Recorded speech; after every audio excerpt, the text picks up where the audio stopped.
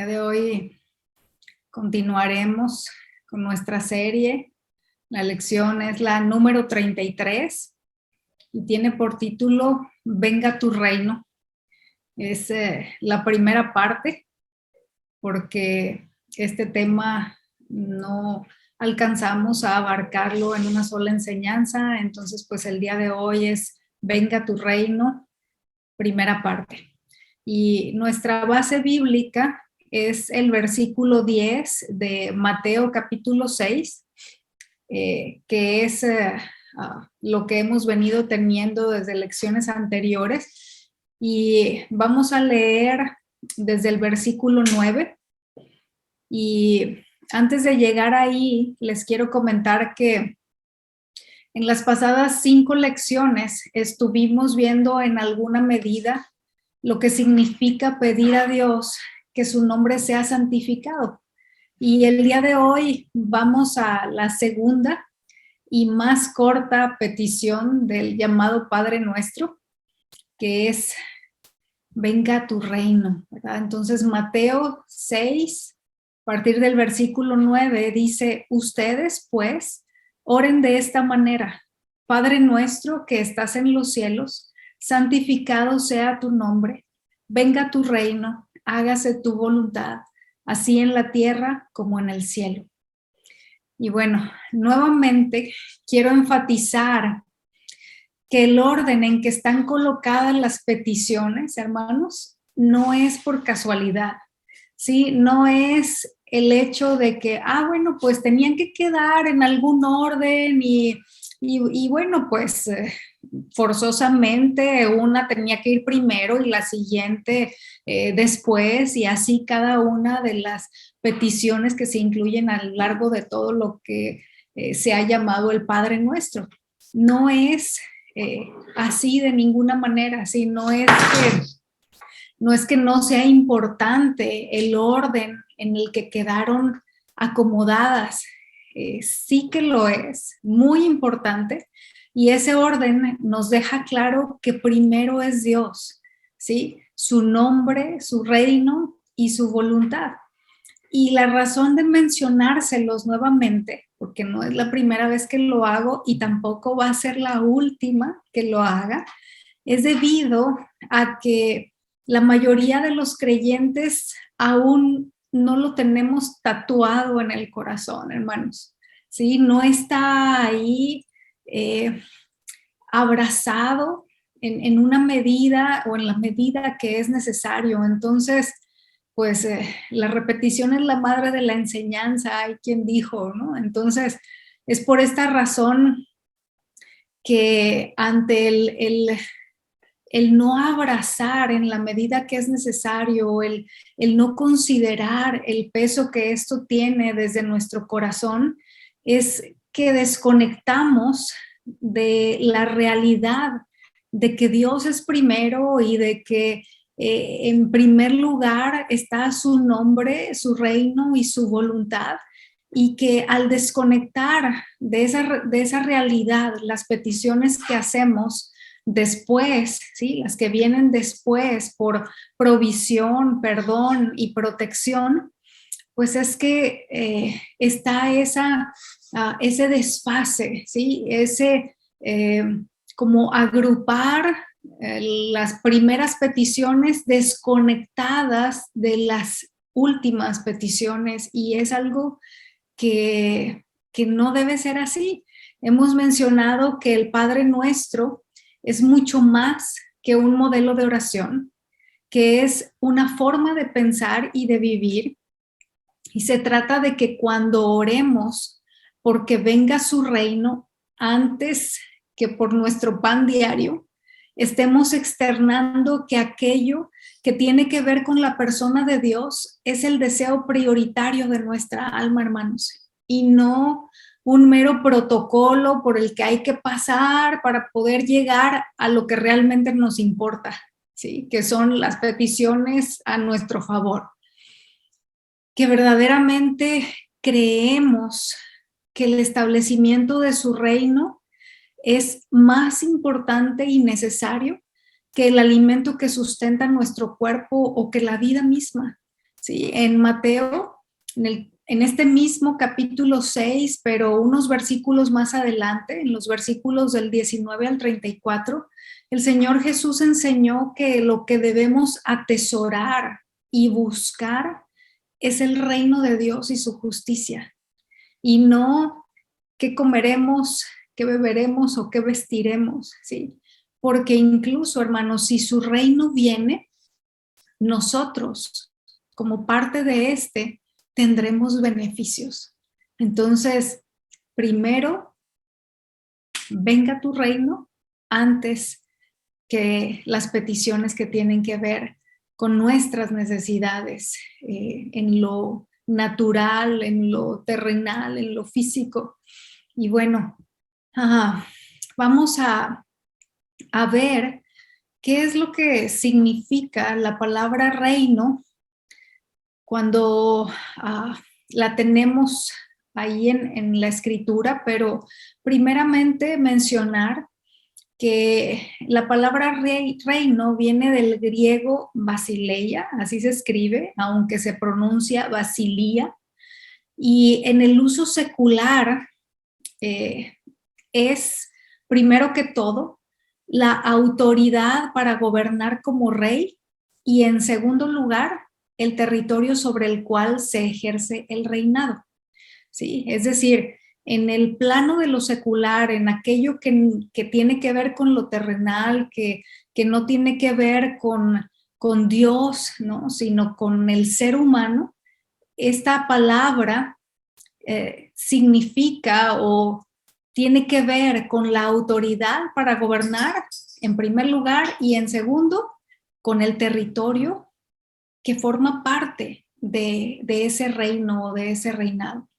Y bueno, aquí quiero poner un ejemplo que tenemos muy en corto, algunos demasiado en corto, y es con relación al Reino Unido, ¿sí? Que es el lugar en donde vivimos muchos de los que estamos aquí en esta reunión. Y bueno, el Reino Unido tiene una monarquía parlamentaria, es decir, que el jefe de Estado es el rey Carlos III. Ahora, a Carlos III le fue dada la autoridad para gobernar sobre este territorio geográfico conformado por los países de Inglaterra, Escocia, Gales e Irlanda del Norte. El Parlamento se reúne en el Palacio de Westminster para aprobar leyes. Sin embargo, todas las leyes aprobadas por el Parlamento requieren del consentimiento del rey para entrar en efecto, porque él es la autoridad máxima del reino. Ahora, Reino Unido es una nación desarrollada que por su volumen neto de Producto Interno Bruto es la quinta economía mundial. La mayoría de los extranjeros que viven en este reino vinieron para acá debido a las condiciones de vida que se pueden tener al vivir dentro de él. Si al reino le va bien, a quienes vivimos en él también. El hecho de que han estado sucediendo cosas de un tiempo para acá, como que la moneda se ha devaluado, que las cosas se han encarecido, que los sueldos no han aumentado en la misma proporción, que hay menos seguridad en las calles, etcétera, es algo que ha estado afectando a quienes vivimos en este reino. Ahora, le menciono todo esto a manera de analogía, ¿sí? Una analogía que podemos ubicar de manera clara en el sentido terrenal, pero para que podamos hacer ese símil en el sentido espiritual, con el hecho de pedir a Dios que su reino venga, que los valores del cielo sean los que rijan, pues por un lado y en primer lugar, como la parte más importante, el resultado de ello va a ser que Dios sea glorificado en que su reino se establezca. Pero también, hermanos, nosotros recibimos beneficios, nosotros somos beneficiados cuando su reino viene, cuando su reino se establece. Ahora, mencionamos que el uso secular de la palabra reino significa o tiene que ver con autoridad para gobernar y territorio sobre el cual se ejerce ese reinado o gobierno. En el caso del reino de los cielos, hermanos, es distinto, ¿sí? Y aquí es importante que prestemos mucha atención para que podamos tenerlo bien claro.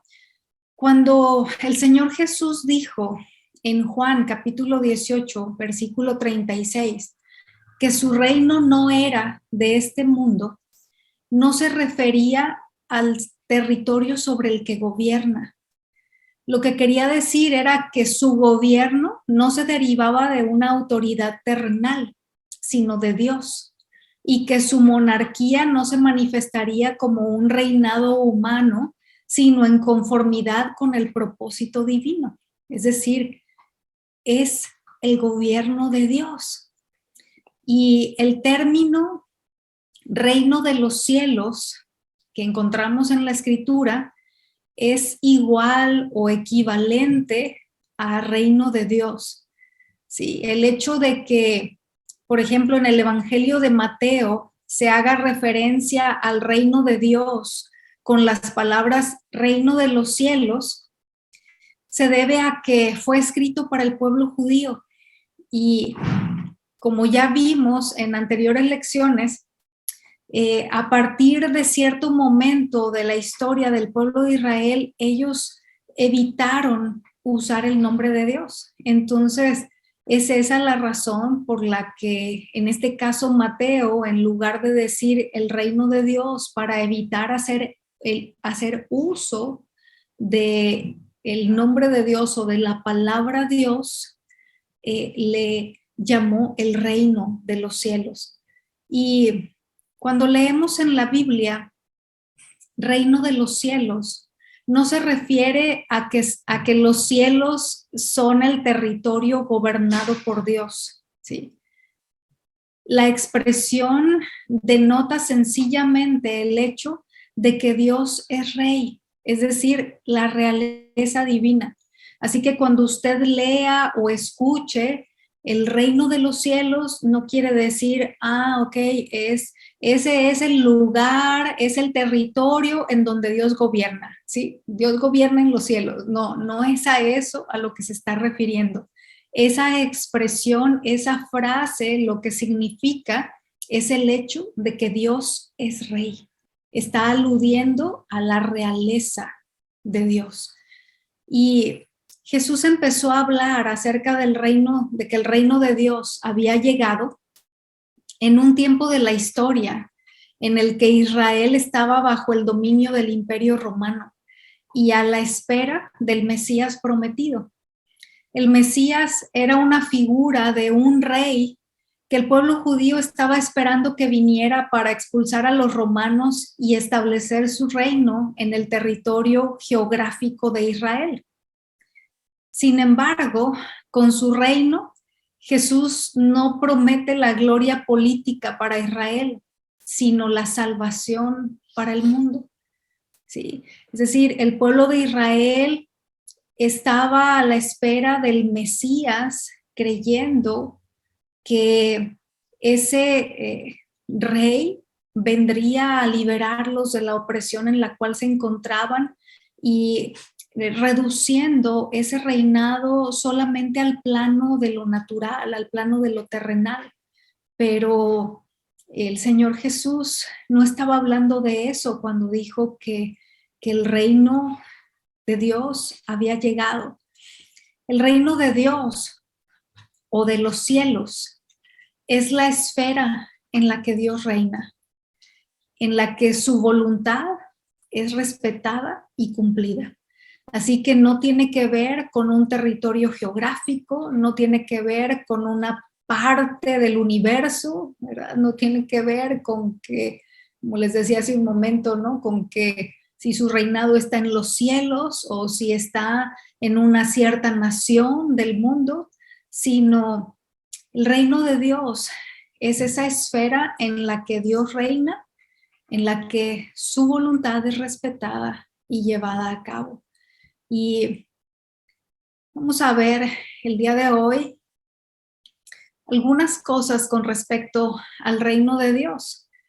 En primer lugar, mencionar que Dios es el creador del universo y asimismo su rey glorioso. En en el Salmo 10, la primera parte del versículo 16 dice: el Señor es rey eternamente y para siempre. Así que Dios es el creador del universo, lo sabemos por su palabra, porque es algo que Él nos ha revelado por medio de ella, pero no solo es el creador de todo lo que existe, sino también el rey de todo el universo. Y es rey eternamente y para siempre, según lo que nos dice la Escritura en este versículo y en otros pasajes también. Vamos a ver también el Salmo 24, versículos 9 y 10, dice: eleven puertas sus dinteles, levántense puertas antiguas, que va a entrar el Rey de la Gloria. ¿Quién es este Rey de la Gloria? Es el Señor Todopoderoso, Él es el Rey de la Gloria. Y bueno, ahí tiene entre paréntesis varias otras citas, la mayoría de ellas de Salmos, ¿sí? El 24, 1 y 2, 29, 10, 47 del 7 al 8, 93, 1 y Deuteronomio 10, 14.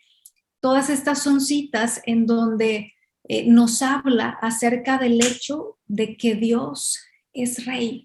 ¿Sí? Que Dios es el rey de todo, el que está por encima de todo y de todos, y como dice en el libro de Daniel, que el cielo gobierna, y al orar que venga su reino, va implícito un reconocimiento de que Él es rey, hermanos, y rey con R mayúscula, ¿sí? Porque Él está por encima de cualquier otro rey con R minúscula, ¿sí? Él es rey de reyes. Y aunque lo que veamos con nuestros ojos físicos sea todo el desastre que el ser humano ha ocasionado, y ese no tomar en cuenta a Dios de la mayoría, por medio de la fe podemos ver y creer lo que dice aquí esta escritura que leímos primero. El Señor es rey eternamente y para siempre. ¿Sí? No importa lo que nuestros sentidos puedan percibir, lo que nuestros ojos alcancen a ver, toda la situación en lo natural que nos rodea. La realidad es que el Señor es rey, que lo fue en el pasado, que lo es al día de hoy y lo será por siempre. Y es importante, hermanos, nunca perder esto de vista, porque si no vivimos conforme a esta verdad, lo que suceda a nuestro alrededor o lo que veamos en las noticias que está sucediendo en el mundo, hará que nos sintamos temerosos, confundidos, frustrados, desanimados y sin esperanza, entre otras cosas que podríamos experimentar cuando perdemos de vista la realidad de que el cielo gobierna, hermanos, de que Dios es el rey del universo, no solo de toda la tierra. En Judas, en el versículo 25, nos dice: toda la gloria, la majestad, el poder y la autoridad le pertenecen a Él desde antes de todos los tiempos, en el presente y por toda la eternidad. Amén. ¿Sí? Ahora aquí quiero mencionarle que en la última palabra que dice que pertenece a Dios, que es la palabra autoridad, también se podría traducir como gobierno, ¿sí? Su gobierno, su autoridad para gobernar. Entonces nos está diciendo que no solo parte, hermanos, sino toda la gloria, la majestad, el poder y la autoridad para gobernar le pertenecen a Él desde antes de los tiempos, en el presente y por toda la eternidad. ¿Sí? Sin embargo, hay una realidad de reinos que están en conflicto al momento. Y es algo que es importante ubicar. Así que vamos a echar un vistazo rápido a la historia. Y en primer lugar, tenemos el paraíso. ¿Sí? En el principio, la palabra nos dice que Dios creó los cielos y la tierra y que en la tierra había, o Él puso, dice que Él sembró un huerto, ¿sí? Llamado también paraíso, donde colocó al ser humano. Y el paraíso era una teocracia donde Adán recibió autoridad para gobernar en estrecha dependencia de Dios. ¿Sí? La palabra teocracia significa el gobierno de Dios. Entonces, en ese lugar, lo que había era el gobierno de Dios a través de Adán. Adán recibió autoridad para sojuzgar, para gobernar, para someter, pero lo hacía en una estrecha dependencia de Dios. Entonces, en realidad era el gobierno de Dios a través del ser humano. Pero conocemos la historia y por el pecado, el hombre se apartó voluntariamente de su sometimiento al Señor, poniéndose bajo el imperio del diablo. Es por usurpación que Satanás vino a ser el príncipe de este mundo, hermanos, llegando a poseer todos sus reinos y la gloria de ellos. En Lucas, en el capítulo 4, los versículos 5 y 6, nos hablan acerca de esto. El contexto de estos versículos es la tentación del Señor Jesús ocurrida en el desierto. Y dice, el diablo lo llevó a una altura y le mostró en un instante todos los reinos del mundo. Todo este dominio y su gloria te daré, le dijo el diablo, pues a mí me ha sido entregado y a quien quiero se lo doy. Pues, ¿por quién le fue entregado? Pues ya lo sabemos, ¿verdad? Desde aquel momento, toda la obra de Dios a través de la historia tiende a la restauración del reino perdido y a la vindicación de su justicia sobre bases perfectas e inamovibles.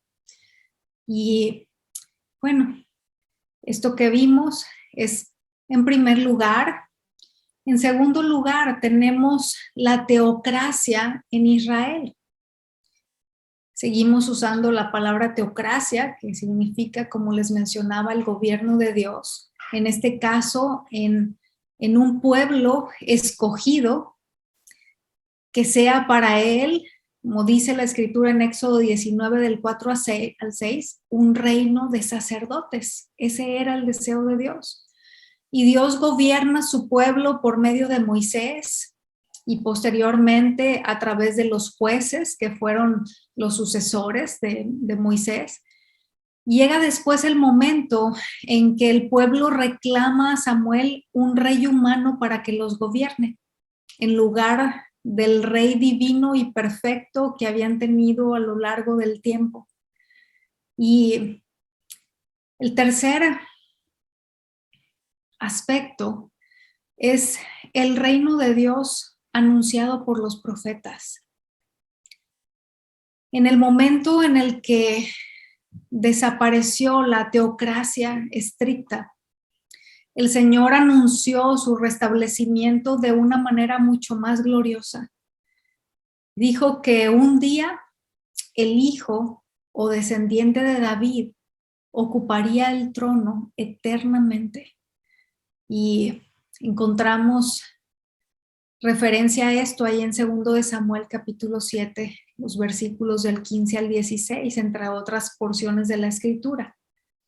En cuarto lugar, encontramos que el reino fue ofrecido y rechazado en la primera venida de Cristo.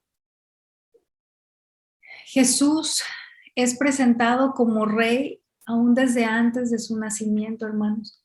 Y no me refiero solamente a las profecías en las que se habló de él como rey muchísimo tiempo antes, sino a las palabras del ángel Gabriel a María en la Anunciación.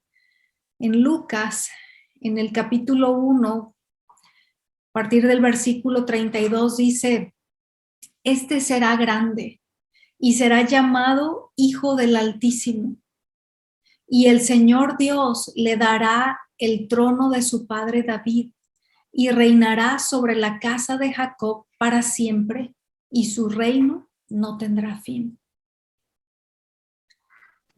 En quinto lugar, el reino de Dios escondido en los corazones. Bueno, el reino ha llegado entre los hombres, pero no con un poder que obligue a toda rodilla a inclinarse delante de su gloria, como sucederá en un tiempo más adelante, sino más bien como semilla esparcida sobre la tierra, que puede ser fructífera o sin fruto, dependiendo de que sea recibida, como se ejemplifica en la conocida parábola del sembrador, ¿verdad?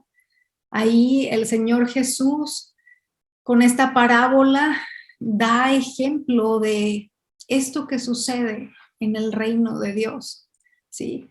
El hecho de que esa semilla es esparcida y que dependiendo de la condición del corazón o de la condición del terreno, ¿verdad? Es el fruto que va a resultar de ella, ¿sí? Si va a haber fruto o de hecho, si no lo habrá. El reino ha llegado, pero el presente orden, hermanos, aún no ha sido desbaratado.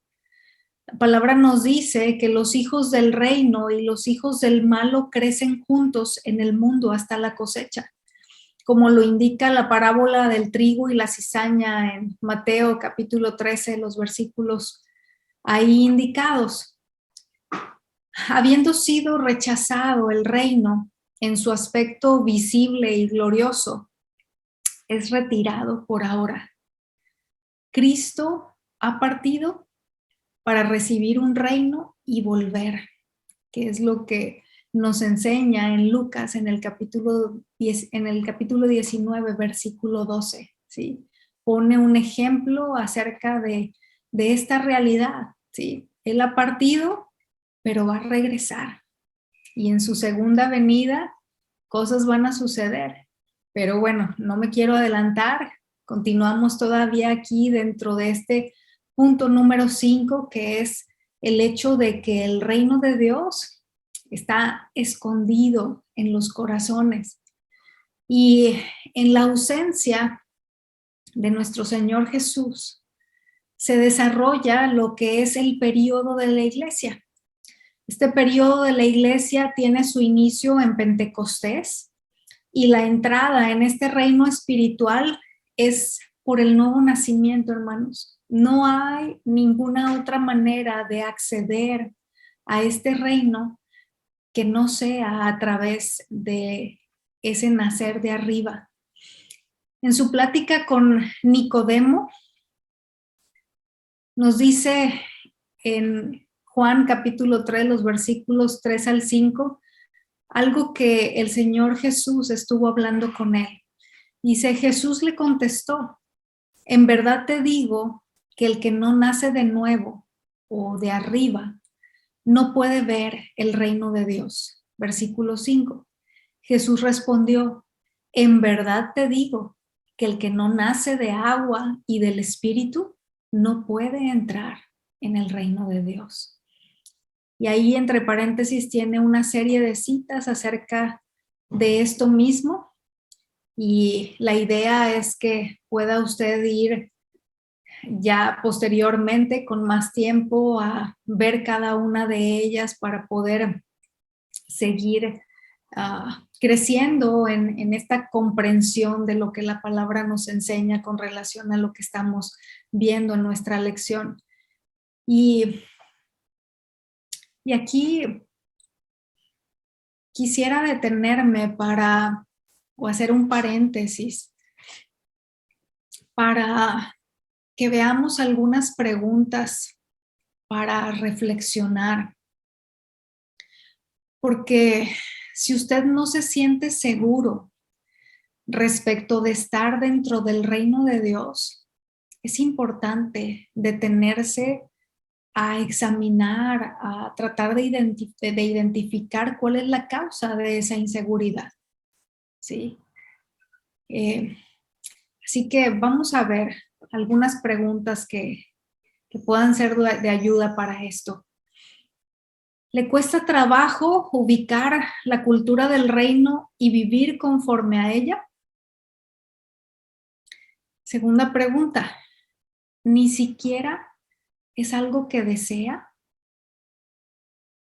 La tercera, ¿tiene hambre por conocer más a Dios, por su palabra y por vivir en obediencia a Él? Pues aquí habría que empezar por revisar si, dependiendo la respuesta a estas preguntas, si es que verdaderamente ha ocurrido un nuevo nacimiento, porque quien no ha pasado por esa experiencia no tiene la capacidad para siquiera ver el reino de Dios, ¿sí? El Señor Jesús primero le dijo a Nicodemo que quien no nace de arriba no puede ver el reino de Dios, y posteriormente le dice que quien no experimenta esto no puede entrar al reino de Dios. Y bueno, quizás usted sí sea nacido de nuevo, pero quizás no se ha interesado en estar lo suficientemente cerca de Dios como para que Él le revele los misterios de su reino, como dice la palabra en Mateo capítulo 4, versículo 11. Señor Jesús dijo, a vosotros os es dado saber el misterio del reino de Dios. Ahora, cuando el Señor Jesús dice a vosotros, se está refiriendo a los discípulos, se está refiriendo a aquellos que estaban cerca del maestro, a aquellos que escuchaban su enseñanza buscando llevarla a la práctica, aquellos que estaban cercanos a él.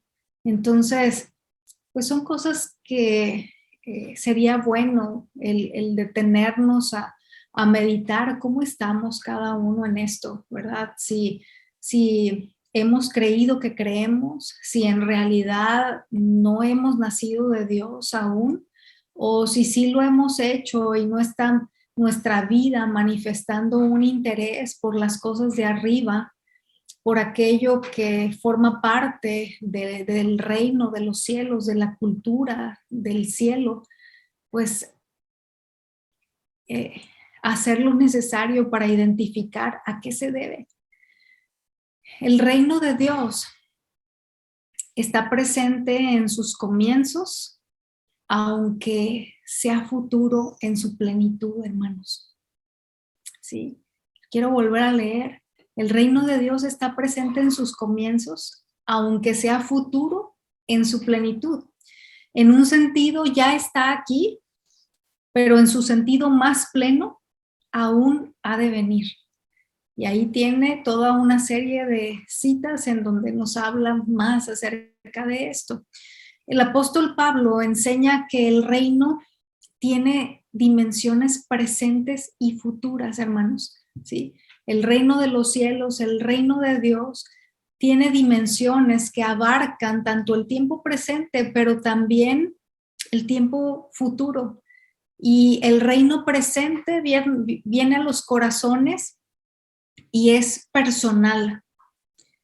Y mire, aquí yo meditaba en algo, ¿sí? Al inicio le ponía a manera de analogía el ejemplo del Reino Unido, ¿verdad? Y yo meditaba en el hecho de que seguramente el rey Carlos III espera que sus súbditos obedezcan las leyes de su reino y que paguen sus impuestos, pero no creo que le interese que lo hagan de corazón o que lo hagamos de corazón, ¿verdad? Está seguramente muy interesado en que vivamos acorde a las leyes establecidas en este reino y que paguemos nuestros impuestos. Pero si lo hacemos de corazón o no, es algo que seguramente lo tiene sin cuidado. En el reinado de Dios es establecido en el corazón de aquellos que lo reciben como su rey, lo cual implica que Él nos diga qué hacer y que nosotros le obedezcamos, no porque no tenemos otra opción, sino porque verdaderamente confiamos en Él.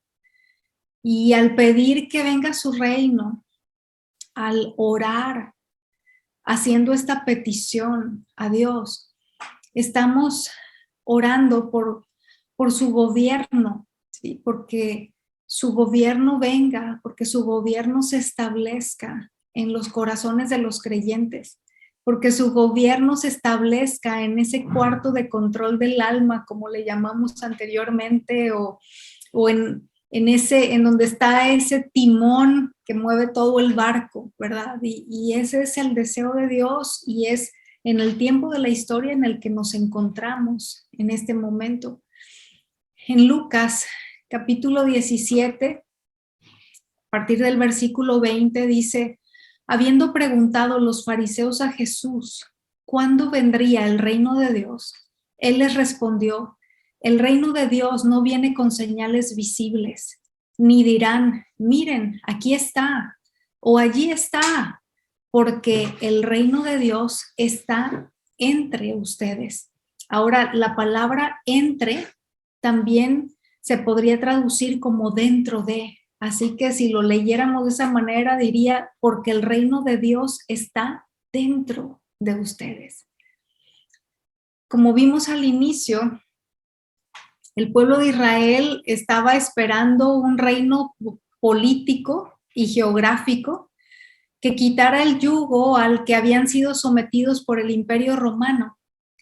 Pero en su primera venida, Jesús vino a establecer un reino espiritual, a quitar el yugo de la esclavitud al pecado, trasladando a quien sometiera su vida al gobierno de Dios, del reino de las tinieblas al de su luz admirable. Y la tarea de la iglesia, hermanos, consiste en hacer visible el reino invisible de Dios por medio de un estilo de vida cristiano que sea fiel y dé testimonio.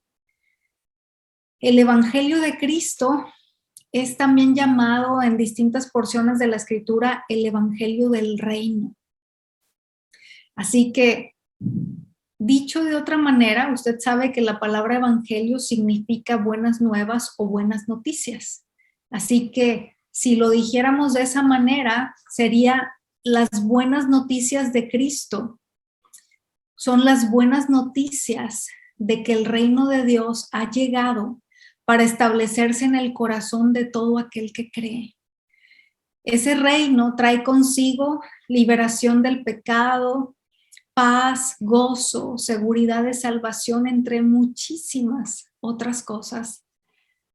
Y la iglesia debe hacer que este mensaje sea digno de crédito, manifestando la cultura y los valores de este reino en su estilo de vida. Eso es algo que nos corresponde, hermanos. Si somos creyentes, si hemos nacido de Dios, si hemos sido adoptados como hijos, si hemos visto y entrado al reino de los cielos, entonces nuestro deber, nuestra responsabilidad es manifestar la cultura y los valores de ese reino para que ese mensaje de las buenas noticias, de la salvación por medio de Cristo o del reino de Dios, llegando para establecerse en el corazón de todo aquel que cree, sea algo a lo que se dé crédito y no lo contrario. Creo que estamos viviendo en un tiempo de la historia en el que la gente pone en tela de juicio ese hecho porque muchos creyentes no hemos dado un buen testimonio, como veíamos anteriormente, no hemos representado bien el nombre de la familia, no hemos santificado el nombre de Dios con nuestras vidas, y eso es algo que tiene que cambiar. Quien tiene a Dios por rey debe ser radicalmente diferente de aquel que tiene al diablo como rey. Así de opuesto debe ser. Ahora, vamos al sexto aspecto, que es el reino glorioso. Es con referencia a ese reino que se establecerá sobre la tierra durante 1000 años, también conocido como el milenio. Ahí en Apocalipsis capítulo 20, los versículos del 1 al 10 nos habla acerca de esto. Y es en ese entonces que se cumplirán las promesas de los profetas. Esta era finalizará con la destrucción de la tierra y de los cielos y con el juicio final. Es decir, ese reino glorioso establecido durante 1000 años o ese milenio finalizará con la destrucción de esta tierra que conocemos, de estos cielos, y con el juicio final del que se habla ahí mismo en Apocalipsis capítulo 20, los versículos del 11 al 15. Y en séptimo y último lugar tenemos el reino eterno. Después del triunfo final y definitivo del Señor, se establecerá el estado eterno, en el que Cristo entregará el reino al Dios y Padre, después de haber suprimido durante su reinado y victoria final todo poder hostil. Primero los Corintios 15, del 24 al 26 nos habla acerca de esto. Para que Dios, como dice la Escritura en 2 de Pedro 3:13, sea todo en todos, en unos nuevos cielos y nueva tierra en los que morará la justicia. Así que estamos ahorita en la parte 5, todavía queda por venir la 6 y la 7, en donde el reino de Dios se establecerá ya no solo en los corazones, sino en todos los ámbitos, en los que esos tiempos en los que su gobierno será establecido y bueno, tendrán cumplimiento cada una de las promesas, de las profecías que encontramos en la Escritura acerca de esto. Así que, hermanos, en conclusión, entendiendo que el reino de Dios o de los cielos es la esfera en la que Dios reina, en la que su voluntad es respetada y cumplida, podríamos orar de corazón pidiendo que su reino venga a nuestra vida. Estamos hablando de hacer nuestra esa petición, esa segunda petición del llamado Padre Nuestro, al pedir en oración a Dios que venga su reino. Entonces la pregunta es, ¿podríamos orar de corazón pidiendo que su reino venga a nuestra vida? Y tenemos que empezar por ahí, hermanos, porque puede ser mucho más sencillo pedir que el gobierno de Dios se establezca en otros. sobre todo si están lo suficientemente cerca como para que yo tenga un beneficio de esto. Pero, ¿qué de mí? ¿Qué de usted? La existencia de reinos en conflicto no es algo ajeno a nosotros, como podríamos pensar de una guerra entre dos países que están muy lejanos a donde vivimos.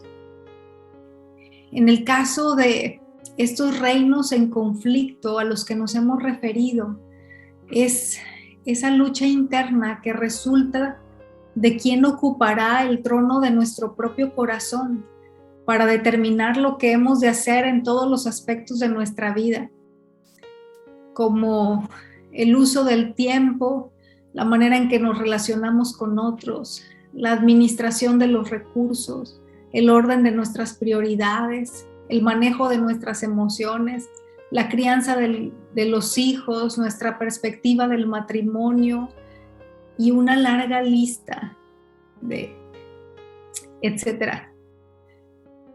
Y el punto es que si solíamos orar, venga tu reino, si anteriormente teníamos el hábito de orar diciendo, venga tu reino, habíamos dicho esta petición solamente de manera mecánica, como una vana repetición, o verdaderamente entendíamos las implicaciones de esto.